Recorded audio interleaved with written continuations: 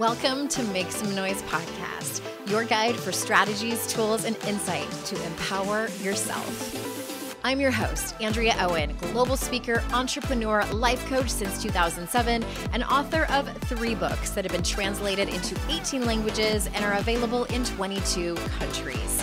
Each week, I'll bring you a guest or a lesson that will help you maximize unshakable confidence, master resilience, and make some noise in your life. You ready? Let's go. Sekeithia, thank you so much for being here. And thank you for having me. I'm so excited to talk to you. And I was telling you before we started recording, I saw you on TikTok, and I mean, I don't want to make you nervous or anything, but you're the only guest in the Make Some Noise series that I don't know previously. So we're just meeting for the first time, which I've had a lot of guests like that, but I just knew my gut was like, you need to get her on to tell her story to the audience. And I know that you're so much about making noise, and we'll get to that in a second, but I would love to ask you, if you wouldn't mind sharing with us, can you tell us about your mental health journey? And it can be, either from starting a long time ago or more recently, whatever you think is the most relevant that wants to come up. Well, what's interesting is I was diagnosed bipolar in my kind of late 30s, right? Okay. So when I was a teenager going through, I've got 2 failed suicide attempts under my belt. I've been institutionalized before. I started abusing drugs and alcohol really early, trying to feel normal or numb some feelings that I was having. And, I didn't know why I was feeling what it is that I was feeling. Because I'm an extrovert, I thought maybe it was just a part of my personality. Didn't know that it was really being manic. And then when I was diagnosed, it just kind of put all the pieces together. And really, to be honest, I can only speak from the perspective of like my household or people of color. Like, that's not really, mental health is not a conversation that we have openly around the dinner table. You can't tell your mom that you're depressed. She tells you to do the dishes. You know what I'm saying? And you try to speak with your grandma, and she don't know nothing about that, because we have to be strong Black women at all times. So it's been a journey. Even still, it's mental health is not something that you get diagnosed and you're like, oh, great, now I know everything that's wrong. I mean, it's a continuous thing, So so did you go into therapy, and was it helpful? Like, what did the help look like? Well, the help, it's really interesting. So the help was, I did. I had counseling. I had a really great doctor. I had to be honest with my original PCP to get me the help that I needed, not to lie to him and, to let him know that I was abusing drugs and also abusing the medication that I initially received. I don't believe that there was ever a time that I swallowed an Adderall. I've always snorted one, And it took a long time to get where I am now, because I wasn't being honest. I wasn't being honest with anyone. And like, to have that honest conversation and to really be vulnerable, I hadn't done that because I hadn't done it in so long. But to be vulnerable and to understand where you're coming from and have somebody understand you, that's half the battle. Finding a doctor that you can trust. And from what I understand, especially for Black women, they're often dismissed and not believed. And it can be the first hurdle, is just finding someone that believes you and that you can trust. Yeah, totally. Because I do believe when it comes down to mental health and therapy and counseling, what we've learned specifically within this past year and some change throughout the civil rights movement that's been going on, right? We have really learned about the differences in care with Black, Indigenous people of color and others, And I think that some of us didn't even realize the difference in it before. And so I'm really glad that a lot of these conversations are taking place, and that's what happened with my TikTok. I was able to talk about things like this, but it wasn't just only for people of color, like for all of us. There's still a huge stigma with mental illness and with substance abuse and medication.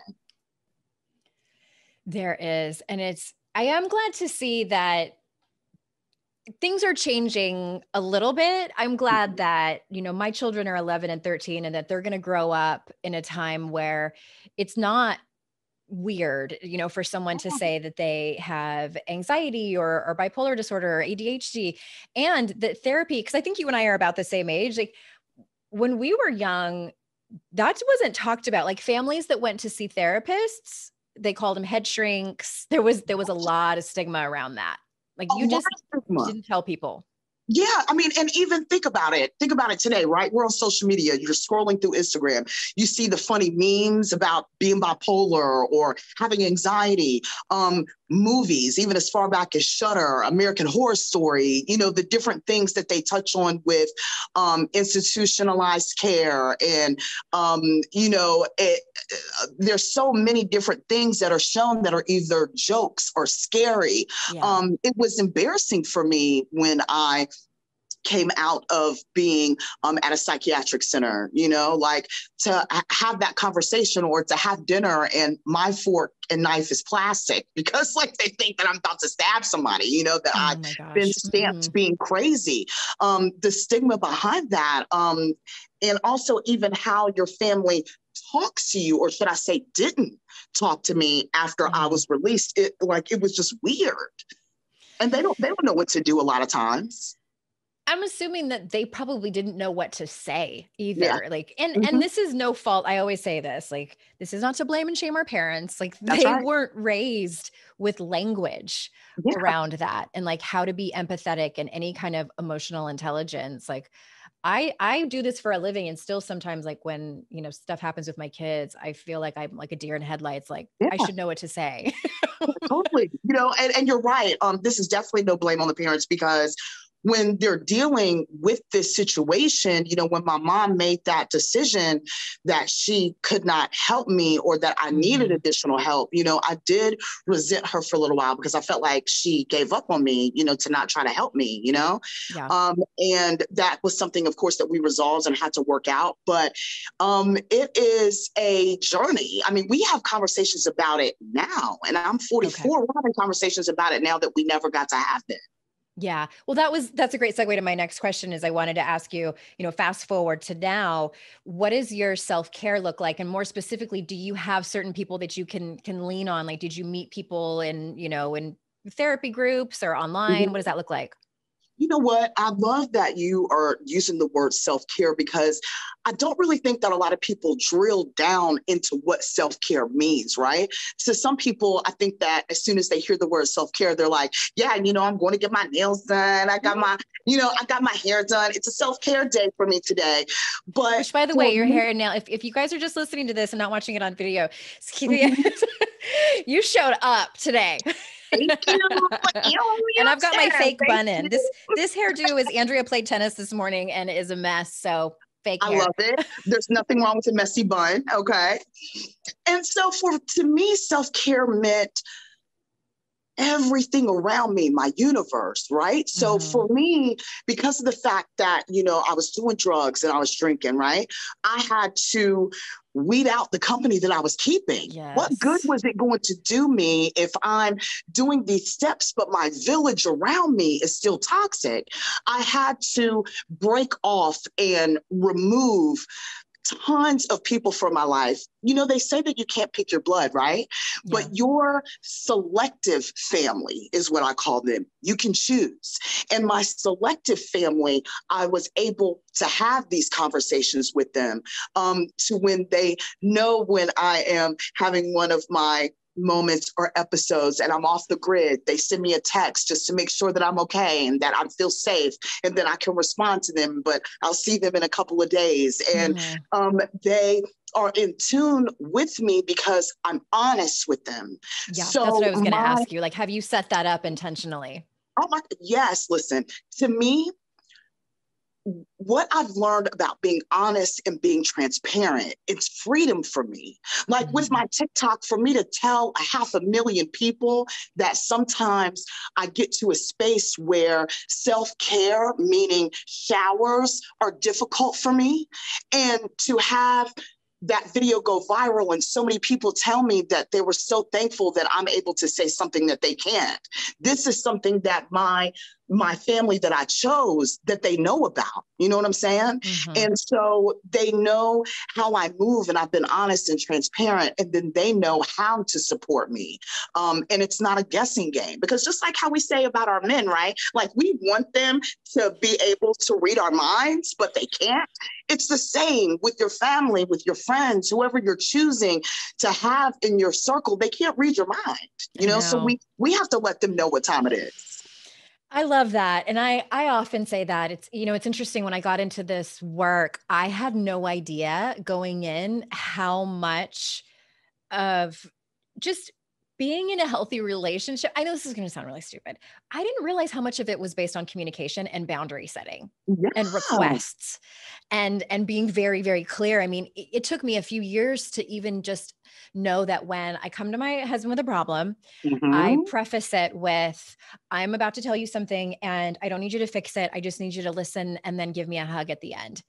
And I can tell that it's hard for him, not to like give his input and his opinion. I'm like, I don't want your big fat opinion. Like, if I wanted it, I will tell you. But you know what? It's so funny you say that, because that's what I believe we're conditioned to do. Like, if you were to tell me, like, girl, this is happening and this is how I feel, and, automatically we are conditioned to, now I want to relate to you, right? Mm-hmm. So then that means make the other person feel better. Right. So I'm going to say, girl, the same thing happened to me, but this is what I did. But that's not necessarily what I need from you. I just need you to hear what it is that I'm saying. I don't need you to relate. I just need you to listen. Acknowledge. Yeah. People just want to be heard and seen. That's something else I've learned in this work. And speaking of hearing and seeing, I want to talk about intuition, because it's something that I wrote about in Make Some Noise. And I'm curious about your quote unquote intuition journey. So do you have, I feel like everyone has a story they can tell about a time they ignored their intuition and thought they, just went the other direction, ignored it. Yeah. And then it kind of blew up in their face and they learned the lesson the hard way. Do you have any stories like that? Baby, I have a million. Are you serious? How much time do you have? This is how I feel about intuition, right? So, when we are young, a lot of the decisions that we make are based off of intuition, because we're learning. We don't know right or wrong, right? That gut is what's leading us. We don't necessarily know the stove is hot until we actually touch it, and then it's hot. And then we learn, right? But to me, intuition is also about trust now, right? Yep. So there used to be a time where I did not trust myself with the decisions that I was making. Yeah, did my gut tell me that the ex that I had was extremely toxic, even though he has already been violent, which was causing me to drink more? And then we got in a car and got in a fist fight, and then the car flipped over a guardrail. Did my intuition tell me not to originally pick him up in the first place? Yes.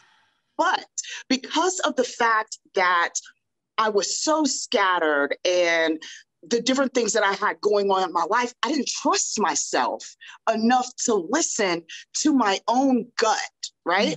So now with my intuition, I'm totally more in tune because of the work that I've done on myself, with myself. Now I trust the decisions that I'm able to make, and I'm able to listen to my intuition more. Yeah. Oh, that deserves a standing ovation, partly because I can relate, and I'm sure so many people listening to this, every time I ask this question, the first story that someone tells me is about a relationship. Yeah. Yeah, because sometimes it's a friendship, but mostly it's a romantic relationship. It's a romantic relationship, right? Because we are clouded by everything else. Girl, our gut tells us what it is that we need to do. It does, but we always are second guessing it. It's very spooky, right? I'm all about the energies and the vibes and the listening to yourself. But like I said, if you don't trust yourself, see, that's when you can't hear yourself. You know what I'm saying? Yeah. And so now with me, doing a lot of the self-work that I've done, now I'm able to trust myself, and I can hear myself more clearly now than I could before. How do you think, I'm going off script here a little bit, but I'm very curious about self-trust? And do you think that was there like a moment where you decided like, I need to start trusting myself? Or was it just an incremental, like time after time, as the years went on, you started to trust yourself more? I will say as the years went on, and then I will also say again, with the changes that I've made in my life, I mean, was I trusting myself when I was snorting a gram of Coke a day?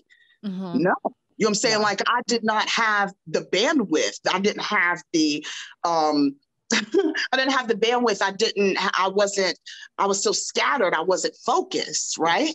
So I will say that a lot changed, of course, when I got sober. I never had a problem with alcohol, but always drugs. I was always a party girl, and then it just morphed into some monster that I couldn't get rid of. And when I started getting my life more in order, because you cannot continue to live in chaos. Like, you just can't. And it was chaotic. I feel like, tell me if this was your experience. So when I got sober, and my sobriety was, people, when they hear that I got sober from alcohol, they ask me like what my rock bottom moment was. And I'm like, oh, it was years before that with codependence and love addiction. Like my relationship with love and men was a disaster. That was a disaster. And codependence, drinking was just kind of the last hurrah, the last symptom for me. Yeah. But really, when I did finally stop doing that, it was sort of my last vice. And my life really did start to change. And it was like, I was able to start writing books and started a business that was working, and I was clear-headed, and all the energy, the mental energy from like constantly thinking about other things and trying to numb out of my life, and my friendships improved. And like you were saying, like I was able to articulate, when I had been hurt, and I wasn't just a bitch about it, or like passive aggressive, which is so easy to do. Exactly. But, in order to preserve the relationship, just nicer. And that to me was the quote unquote, like life of my wildest dreams. And just everything started to open up. And when that happened, I felt like I could trust myself because I had made the decision to change my life, and it worked. There you go. Yeah. And just like with anything else that we do, right? It's almost like the proof is in the pudding, so to speak, right? So when that started happening, and the changes that you started making, and your mind is more clear, you're able to handle this and you do that, it's like, wow, okay. It's that solidification of the changes that you made, which of course makes you want to continue, of course.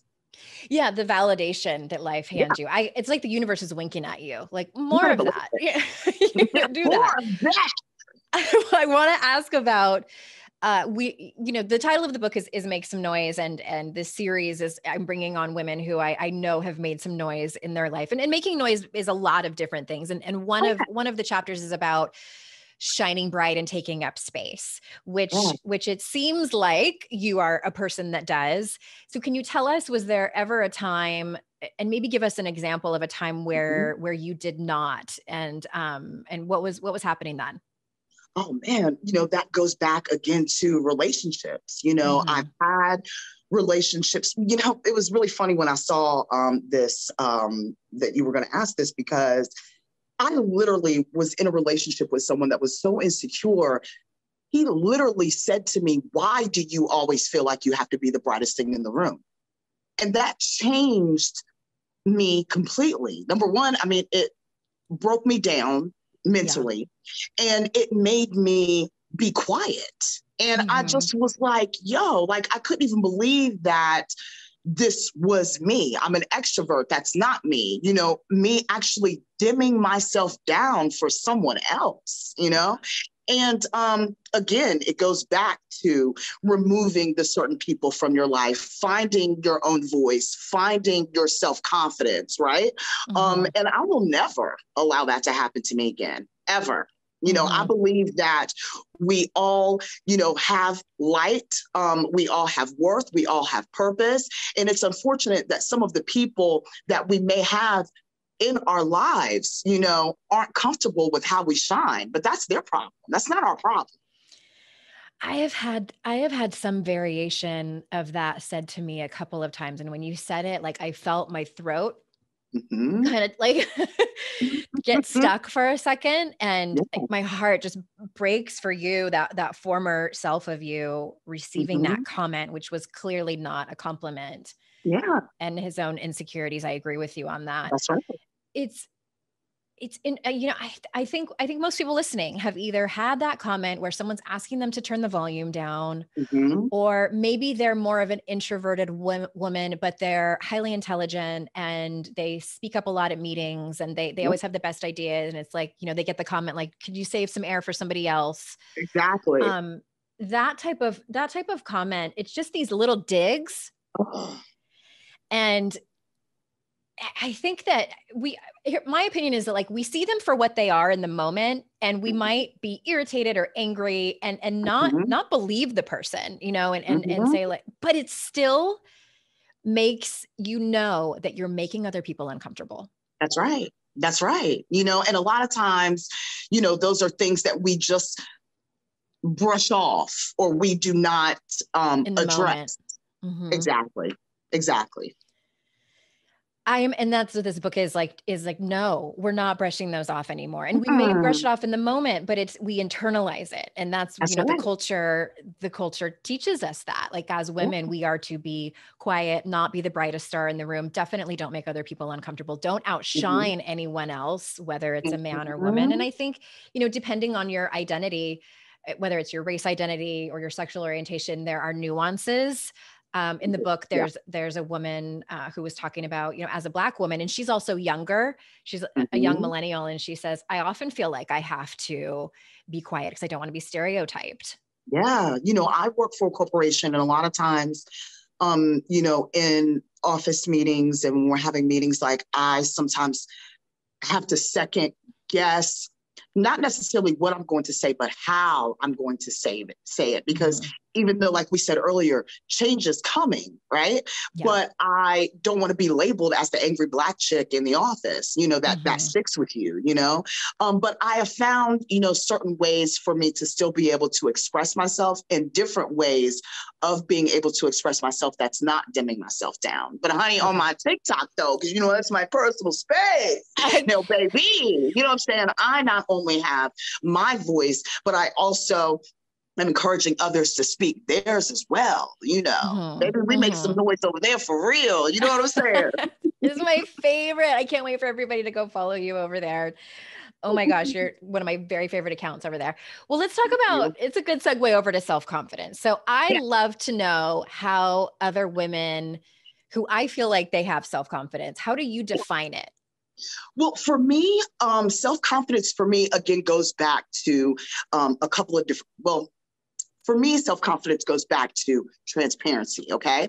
Okay. And transparency, also the words I like to use is owning my shit, right? Mhm. So what's really interesting is that people like to throw things in your face, whether it's an ex, whether it's a family member, whether it's whatever, right? So for me, with my social media situation, even in my life, my real life, I am very transparent. Not meaning that, I tell all my business.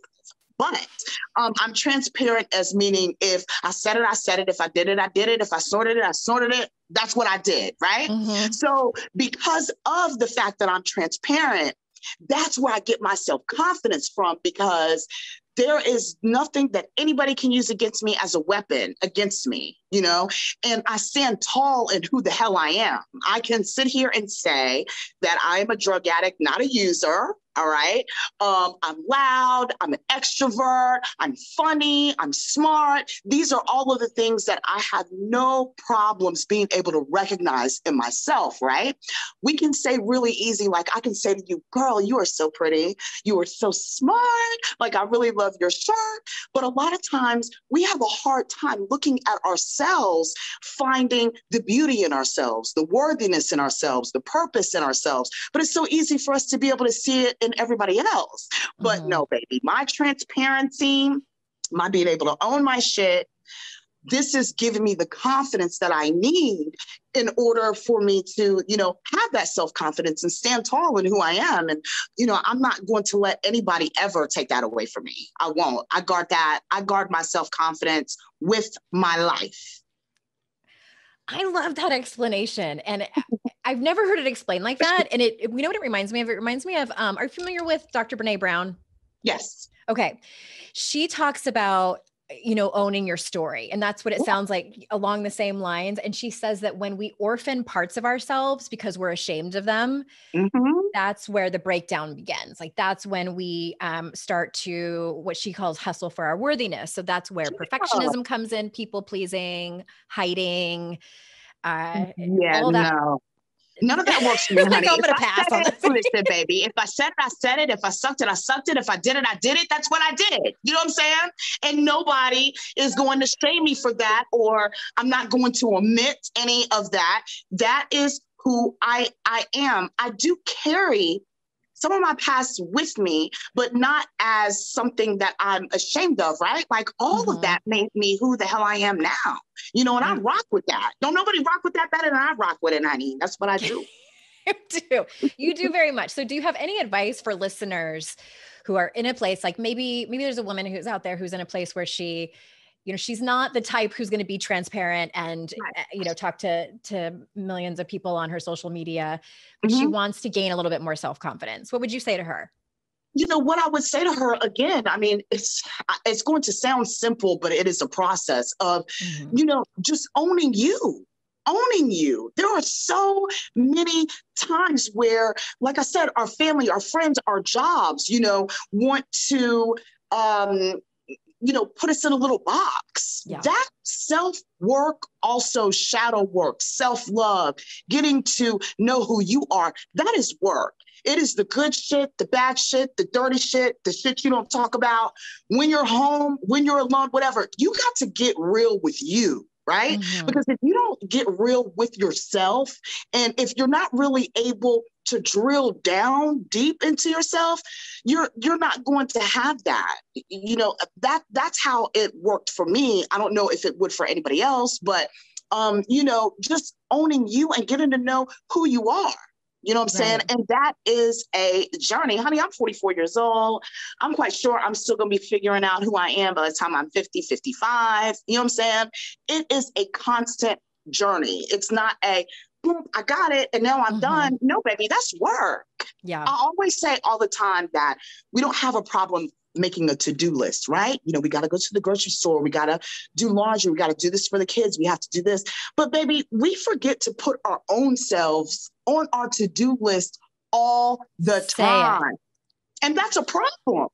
Baby, it's okay for you to be first on the list. You're not being selfish. It's not going to make you a bad mom. It's not going to make you a bad wife. It's not going to make you a bad girlfriend if you put yourself on your own damn list, honey, because that's myself is on the top every time. Good. I love that. Yes, we make time to go get our nails done and go to the gym and do all these things to take care of ourselves and go get mammograms. And that's all important. Yes, do all those things. And do you have on the calendar where you're going to listen to that podcast and answer the questions that therapist talked about, or do the homework that your therapist gave you? I remember when I first got sober, it wasn't my first foray into 12-step programs, but it was the first time I actually really did the work. Did you do 12-step program? I got outside counseling. Okay. I didn't necessarily do a program. I relapsed 75, 50, 11 times. You know what I'm saying? Research, yeah. But I have been on a straight and narrow for 5 going on 6 years straight with no relapse. Okay, awesome. Well, the reason I ask is because, step 4 is it's the moral inventory. And I don't love the semantics about character defects. It's not my favorite, but that was honestly one of the first times I ever sat down and was like, oh my God, I am selfish and entitled. Yes. And I get so fired up when I see it in other people. I'm all judgmental and it's like, oh, because I am that way. And I don't like that about myself. And I feel like it's gross. And that was probably the first real quote unquote shadow work that I had done. And it is humbling. And I mean, the shame, yes, girl. but it's the best work. That is the best work. So I want to ask, before I ask you the very last question, I want to ask you about shadow work, because you mentioned that in some of your TikToks, and there's always a lot of questions about that. So how do you describe shadow work? I mean, for me, again, that's that gritty, like how you were saying about you felt entitled, when these are some of the things I call them I call them the drowning out of my toxic behaviors, you know? Wow. And so those were the things that I needed to really evaluate. When I was on drugs, like I was a manipulator. I was a liar. I was a dirtbag. I was a cheater. I was a scammer. Like, these are all the things that I was fronting. I was a liar. These are all the things that I had to accept about myself. I was living lies. And baby, these are the things that had me caught up in a ball on the floor. Like, oh my God. You know what I'm saying? But that's that work, right? That's that deep dive. That's what I like to call it. It is. And I think, like, from my experience in doing shadow work is like, there's the initial kind of like whiplash of like realizing how poorly you had behaved towards other people and towards yourself and the choices that you made. And I felt a lot of shame. And then, and this was, with a trusted therapist, realized I was honestly doing the best I could. Yeah. My best was shit, but I was doing the best I could. That's and right. Just trying to survive and get my needs met. Yeah. Because I think it's a slippery slope and an easy trap to fall in when we look back on our former selves and we kind of talk shit about it. And I did that for a little while and it didn't feel good. And I finally had to like forgive my former self in these various stages of my life where I was honestly doing my best. And I just was in an extraordinary amount of pain. Yeah. Which people are when they're behaving poorly. That's right. That's right. I love how you said, forgive yourself, because I think that that's one thing that we don't do enough of, right? But it's so easy for us to give somebody else second chances and third chances and fourth chances. Right. But we don't do enough of that for ourselves. Me forgiving myself for being a dirtbag and a liar and a manipulator, and really being able to understand why I was in the place that I was in, the pain that I was feeling during that time, why I was numbing myself, that what gave me the fuel to go forward when I forgave myself. That forgiving myself takes the power from somebody else to be able to use any of that as a weapon against me as well. Because I forgive myself. I don't give a damn what you talking about. It's the only one that matters, if you forgive yourself. Yeah. That's right. Well, last question. So making noise, one of the chapters I write about is using life's challenges as invitations to really show up in your life. And I think that I don't think that people need to have kind of a life-altering moment. Like, you don't need to, be addicted to drugs or be a love addict like me and Sekeithia. Don't wait for that to change your life. It's not for everyone. But I do think, breakups or losing a job, whether it was COVID or not, or someone passing away, these huge challenging things that we all do deal with can be invitations. So can you tell us about a time in your life where this has happened to you? What was your takeaway? Oh, wow. An invitation to show. I mean, you're right. Like, nobody needs to have gone through some of the things that we've gone through, but I will say that those events were so huge in my life. That's when I needed to show up. Like, for me, the invitation for me to jump in, was when I decided to stop getting high. Like, literally, I thought I was going to have a heart attack one night. And so I'm cleaning up all the shit around me, like I'm throwing my little back, because I thought I was gonna have to call 911, And I just remember in that moment straightening up, because I didn't want to be embarrassed. I didn't want to be embarrassed if I died for the ambulance to come. And then I didn't want to be embarrassed in death, for my mom and other people to say, well, there was like straws and Coke bags and stuff like that all around the room, And I had said to myself, like, you have to jump in. This cannot be it.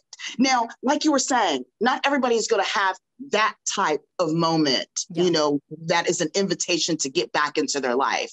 But I do know, speaking with some people on social media, watching some of the events that has been going on since the beginning of 2020, right? Almost over 500,000 people have died and are still dying.